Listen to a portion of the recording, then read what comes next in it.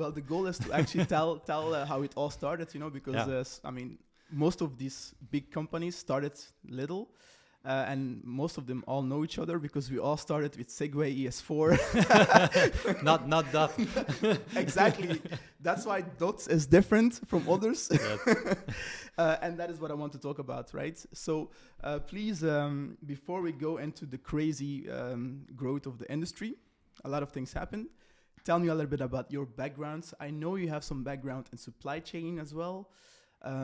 And I think you can see it as well in the way Dot differentiated at the beginning. You guys had a very strong team, with each team member having their own input. So tell me a little bit about you, but I want to know about your entrepreneurial story as well, because this, I mean, most people who will listen to this podcast know that as an entrepreneur, it's really a 24/7 job. You really give your life, and you have to be a little bit crazy, but also passionate. That's why Bike Twitter is very, passionate on Twitter. So please tell me a little bit about your drive and passion.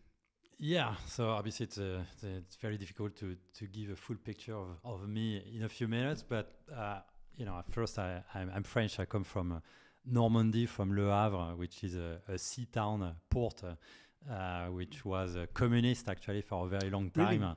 A city also that was totally bombed during the Second World War and rebuilt. So people used to say that what's great in Le Havre, which is my hometown, is that you can still rebuild everything. So it gives a lot of potential. So maybe that's where I got my entrepreneurial spirit. But now you are rebuilding the micromobility industry. But I think reflecting back, it was a city which was only based on cars.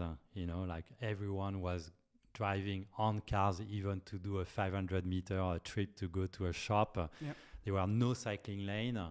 The only other alternative you had was bus, but bus, was taking 30 minutes of wait, 1 hour wait, so it was not convenient at all.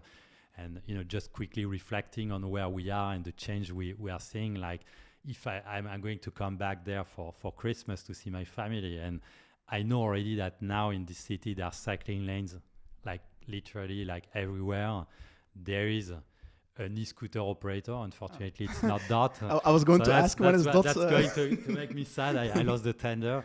But the transformation is happening not only in the big cities, but everywhere in big cities, in smaller cities, like your city also in Kortrijk. So that's where I come from. And then I studied engineering, so that's my kind of problem solver aspect. Then I wanted as soon as possible to leave France. For me, it was depressing to stay in France, so I took the first job I could find, which was not in France, which happened to be in China. And was for Decathlon, a big sports retailer. Worked there in Asia for about 7 years, mostly in manufacturing and operations. And then I wanted to do something a lot more entrepreneurial. And so I joined a startup which was called Wayfair, which was an online retailer for home goods, built all their operations from scratch, then directed their business in Europe. We did a very successful IPO in New York. And then I was like, okay, like I it's great online retail for home goods, but in the end it's about, pushing people to buy more and more stuff. And for me, it's not at all me. I rarely buy stuff. And if I buy, it's like something that really needs to last forever, basically. Exactly. So that was not my thing. And so I was like, okay, like I want to work in a field which links basically with my own personal belief. Okay. And so I looked and, I got very interested in the energy field and nuclear reactors, but it's another story. But I got also very interested in mobility or micromobility. Because around what time was that? That was in 2018, actually, beginning 2018. And the reason is because I lived in all these big cities, Bangkok, Guangzhou, London. There they already had the bike share, right? Singapore. And China. Yeah, but every time in these cities where I lived, like transportation was horrific. I mean, it was like huge amount of pollution. If you had to go in taxis or in cars and you were getting stuck forever, basically in traffic and pollution. And if you were using public transportation, it was also usually not a very nice experience. And so I always thought, like, why are not people using, like bikes or things like that? And in 2018, when I was looking around, I got in touch with the people from OFO, the shared bike operator, Chinese, right? Yeah, exactly. And I got really interested and really curious, because what's great, and I think they totally transformed the industry, and our industry today is because of what they did, right? Exactly. But what they did is really leveraging IoT technology with the lock. And smartphones, basically, to enable people with their smartphones to unlock bikes in the streets, track them, manage a fleet, and then let them lock it, right?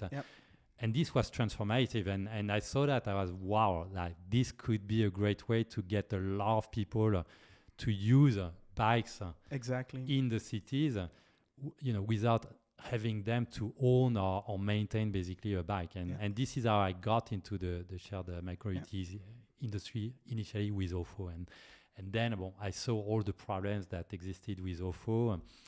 I saw some hardware, pictures. You saw the great, very artistic bikes all over. Pictures with a lot of bikes trashed. So there were a lot of issues, but I joined them initially, and then this is where I met a number of people, which were really passionate about the, basically bikes and micro-mobility and the impact it can have.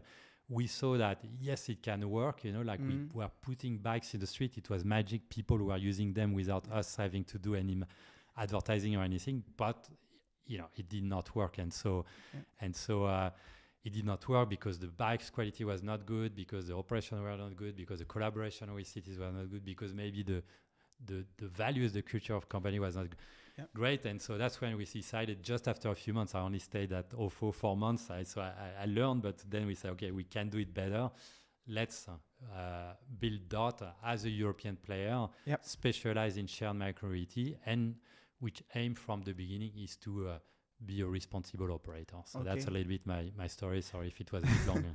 It's great to hear. But I would like to know, to know in which department of OFO that you worked at, just to know the experience that you gained there. And what I also want to mention as well, you also mentioned it here, is that they were really pioneers in turning a bike into a shared bike.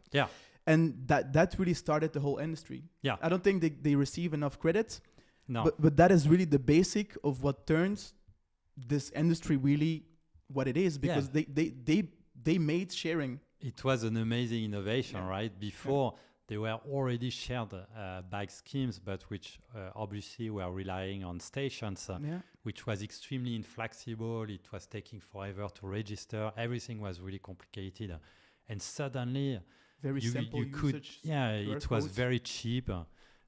People could really very fast lock bikes like in 30 seconds. It was actually revolutionary the way it was executed in terms of user experience, because it was so simple to use that it could be implemented, and the normal person can use it. You don't have to be like an IT person to use it. So and I'm very thankful. I mean, for this experience. I mean, OFO in itself was a business disaster in the end, despite having been very innovative.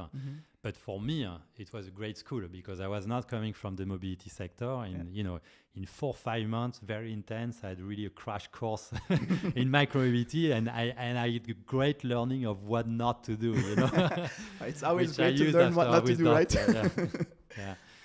But what I was doing otherwise, I was the head of the European business, and so my job basically at that time was to build the OFO business. So it was more business development? It was managing all the operations, everything. Like a general manager. When I arrived, they had already started. So basically, they were already in trouble. So almost from day one, I had to lead a turnaround of the OFO business in Europe, cut the cost, and really make the operations a lot more efficient. But it was already too late. The company was basically bankrupt. That's a great learning school, knowing that you founded DOT right after, right? it now it makes sense. Yeah. Yeah. So that was in 2018, right? 2018. Yeah. Yeah. And when did you? So did you do anything in between that, or did you immediately? So you found No, a we team? decided to close down the OFO business, I believe in July 2018. Yep. In the same time, we are so frustrated that we could not make like the shared bike dream Sustainable, happen with OFO, that with a number of the people from the OFO team, we say, okay, like let's do it ourselves. And so we started the project of DOT in July 2018, officially August 2018. We incorporated the company beginning of October. We raised, and then we launched operations in February 2019 in Brussels. So it went very quick. Yeah.